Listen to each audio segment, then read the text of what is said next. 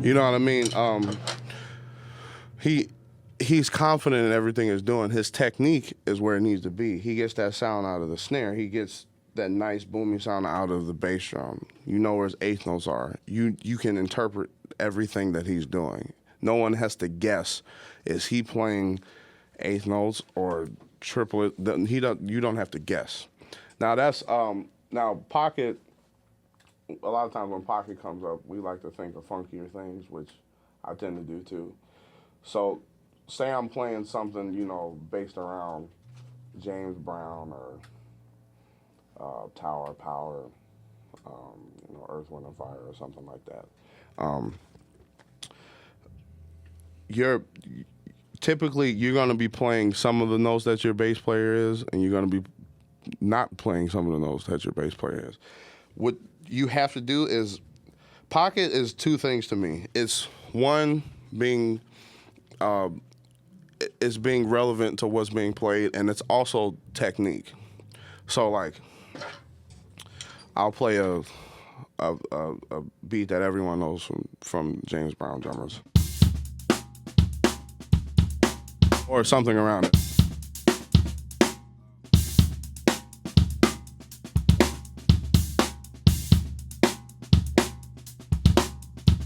Now, if I'm somebody, say I'm like, you know, a random person, and I'm playing it like this.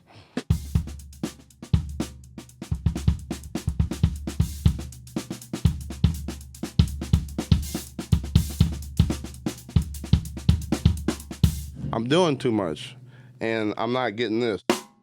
I'm like, nothing fat. The only thing that was fat about that was my bass drum, and that's really because of how the bass drum is. That wasn't even really my foot, really.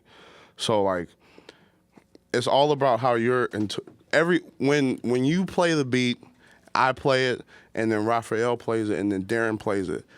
Every time a new drummer got on the kit, it sounded totally different because we all have our own personal interpretations. Your interpretation, no matter who you are, it needs to be very relevant to the music. It needs to be very a part of what you're doing. So in this case, you need a fat sound out of the drums for James Brown. Like, and we all know how James Brown was about drummers. Like, he believed no matter what instrument you're playing, you played the drums. You know what I mean? So just hearing that, you can understand how he had the baddest drummers, or you was out. If you wasn't feeling good, you didn't have a good feel, you were out, and that comes from pocket. So there's when we talk about pocket, I wish I had a bass player here, but when we talk about pocket, it's being able to do your fills while still in the groove. Coming right back to the groove when you do a fill or do a chop or whatever you do. Coming right back to it. And everyone knows you came back to it. You know what I mean?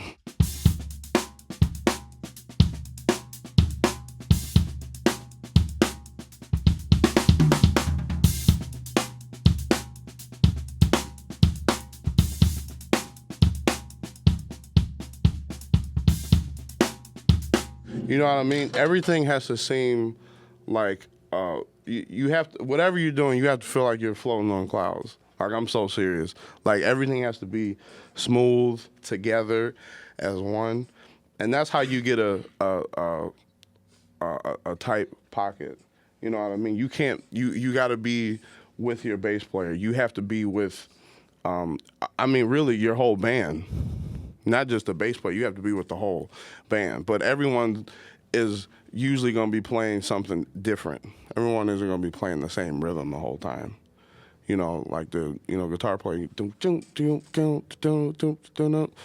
bass player probably be playing, don't, my bass drum hits aren't following all those, but them going in between and then coming back with the bass player at times or whatever, it makes it sound funky. You know what I'm saying? So does that help at all, or absolutely? Or which one of you were? I think him. How much time left? Do you want to play your track, or do you want more questions answered? I'll take these 2 questions and then I'll go quickly and then we play another track. And how much? What time is it? It's 3:30. Okay, we got to get this done in 5 minutes. Okay, you first. Show us one of your cool chops. I don't consider any of my chops to be cool. I think they're all garbage, but I'll try.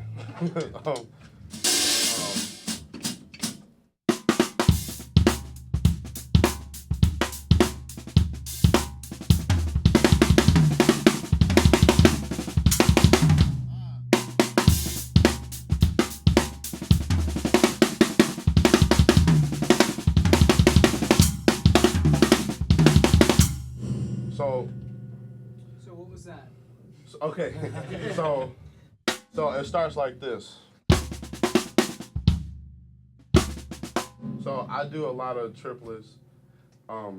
So these are 16th note triplets, and technically in the meter that I'm in.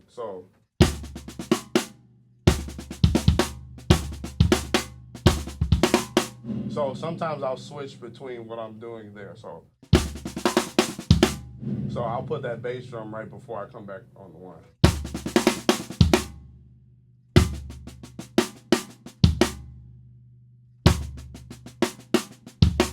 So the very first hit is snare and bass drum.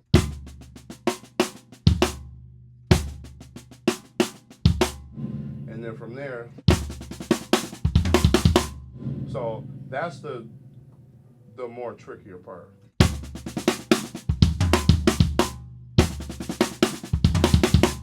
So what that is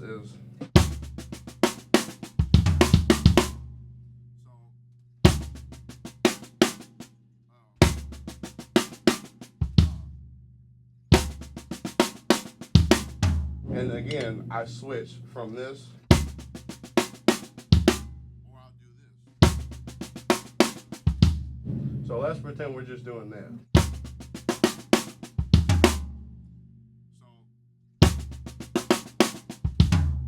This comes on the second note of the 16th note triplet in the second bar, or I'm sorry, in the third count. I'm sorry.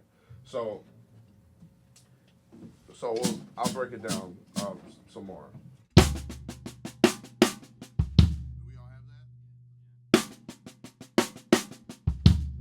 So now you hear that, the pickup note and the downbeat. Okay, so then we get here.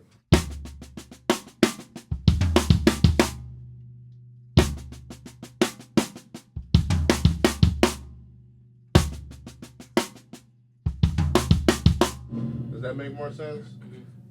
What makes it sound crazy is where the accents are, and the triplets, the hits on the snare aren't exactly where you would think they would be. You know,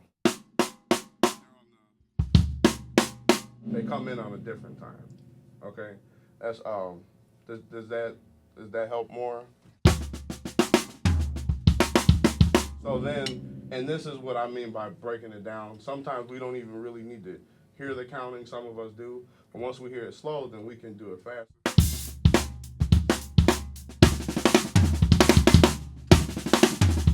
And then from there, sometimes I do crosses. And that's how you get all that stuff. That's more into it, but I kind of got to move on. I'm sorry. Sorry.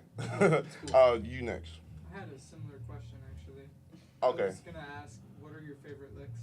I don't really have any favorite licks. It's it depends on. To use. Like, what do you use most often? I've been using a lot more offbeat, weird accented kind of stuff from watching Shine, from watching. I love Vinny, so like I love doing like single stuff and then going into weird stuff.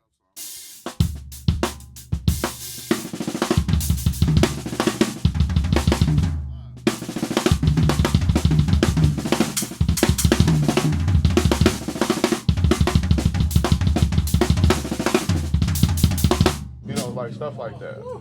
So, shut up, man. So those are like a lot of, huh? Oh, I love doing that. Those are some of my favorite things to do, I guess you would say.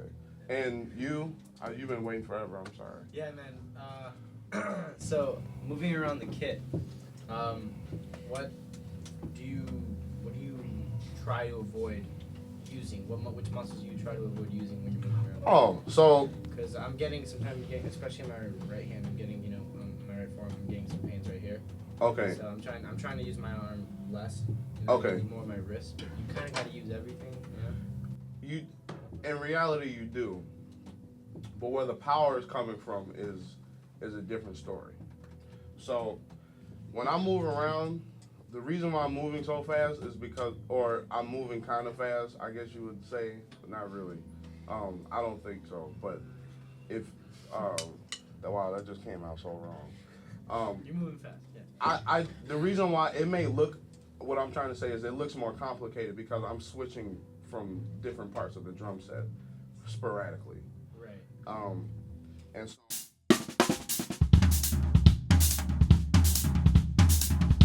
so it's really a,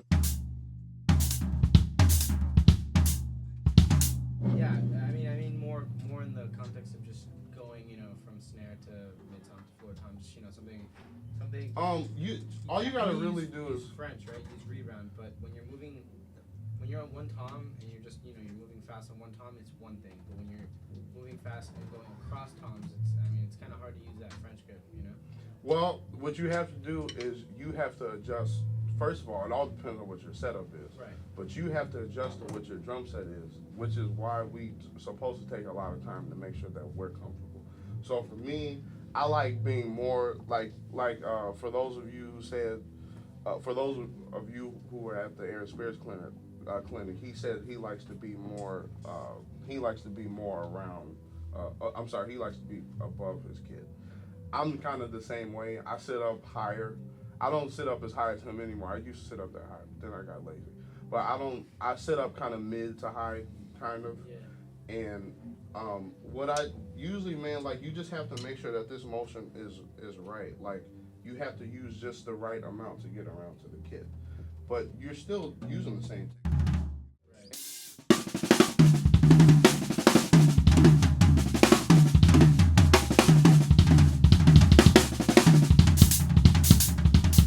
I'm moving, like I'm not going here and then, or I'm not trying to, like people use their whole side. Just use your arm. Now you said you're getting pains in your forearm. I mean, yeah, sometimes I play too stiff. That's what'll happen. So you have to make sure that you're using enough finger and you're using wrist. Now your forearm, you'll get stiff in your forearm if you're using a lot of wrist because you're fighting, trying to use wrist, your finger, and you're using a lot of arm instead. And you're gonna feel that if you're burning your wrist, you're gonna feel it in your forearm too. Right. But that's a good feeling. That's what you kind of want, because that makes your wrist stronger. You know what I mean? But that just comes from, I don't want to say you're doing things wrong, but that comes from doing things in a way that you probably shouldn't. Right. And so just it's a mixture of just trying to find, just that wrist and finger thing.